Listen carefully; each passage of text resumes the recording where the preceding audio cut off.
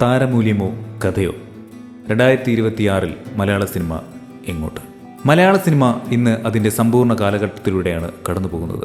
പണ്ട് 5 കോടിയും 10 കോടിയും ബഡ്ജറ്റിൽ സിനിമ എടുത്തിരുന്ന നമ്മൾ ഇന്ന് 100 കോടിയും 200 കോടിയും ബഡ്ജറ്റുള്ള പാൻ ഇന്ത്യൻ സിനിമകളെക്കുറിച്ച് സംസാരിക്കുന്നു.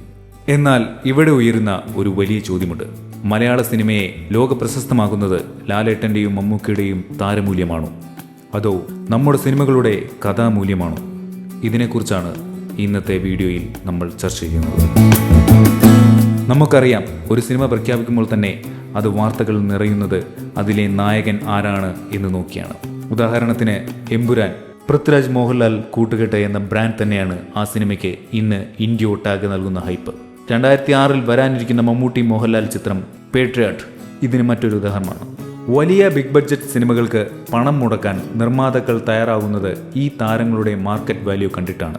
വിദേശ രാജ്യങ്ങളിൽ പോലും മലയാള സിനിമയ്ക്ക് ഇന്ന് കിട്ടുന്ന വലിയ ഓപ്പണിങ്ങിന് പിന്നിൽ ഈ താരങ്ങളുടെ സ്വാധീനമുണ്ട്. പക്ഷേ കഥയില്ലാത്ത വമ്പൻ സിനിമകളെ മലയാളികൾ കൈവിടുന്ന കാഴ്ചകളും നമ്മൾ കാണുന്നുണ്ട്. കഴിഞ്ഞ വർഷങ്ങളിലെ കണക്ക് നോക്കൂ. സൂപ്പർ സ്റ്റാറുകൾ ഇല്ലാതെ വന്ന മഞ്ഞുമൽ ബോയ്സ് തമിഴ്നാട്ടിൽ പോയി 100 കോടി വാരിക്കൂട്ടി. പ്രേമലു എന്ന ചെറിയ സിനിമ ഹൈദരാബാദിലെ തിയേറ്ററുകളിൽ ഇളക്കി മറിച്ചു. ഇതിനർത്ഥം പബ്ലിസിറ്റിക്ക് താരങ്ങൾ വേണമെങ്കിലും ഒരു സിനിമയെ ഇൻഡസ്ട്രി ഹിറ്റാക്കി മാറ്റുന്നത് അതിൻ്റെ കഥയും മേക്കിങ്ങുമാണ്. മലയാളം കണ്ടന്റ് മറ്റു ഭാഷകളിലെ പ്രേക്ഷകർക്ക് പോലും പ്രിയപ്പെട്ടതാകുന്നത് അതിൻ്റെ റിയലിസം കൊണ്ടാണ്. 2026 മലയാള സിനിമ വലിയൊരു വെല്ലുവിളിയെ നേരിടുന്നുണ്ട്. സിനിമയുടെ നിർമ്മാണ ചെലവ് കുത്തനെ കൂടുന്നു. വെറും 50 കോടിക്ക് മുകളിൽ ബഡ്ജറ്റുകൾ വരുന്ന സിനിമകൾ മാത്രം 20ഓളം വരാനുണ്ട്.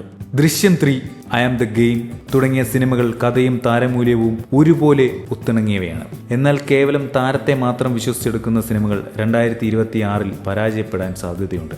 കാരണം ഇന്നത്തെ പ്രേക്ഷകർക്ക് OTT പ്ലാറ്റ്ഫോമിലൂടെ ലോകത്തിലെ മികച്ച സിനിമകൾ വിരൽത്തുമ്പിൽ ലഭ്യമാണ്. ചുരുക്കത്തിൽ പറഞ്ഞാൽ താരമൂല്യം എന്നത് ഒരു സിനിമയുടെ വാതിലാണ്. ആളുകളെ തിയേറ്ററിലേക്ക് എത്തിക്കാൻ അത് സഹായിക്കും. എന്നാൽ ആ വാതിൽ തുറന്ന് ഉള്ളിൽ ചെല്ലുന്ന പ്രേക്ഷകനെ പിടിച്ചിരുത്തുന്നത് കഥയാണ്. 2026 മലയാള സിനിമയുടെ ആഗോള വർഷമായിരിക്കുമെന്നതിൽ സംശയമില്ല.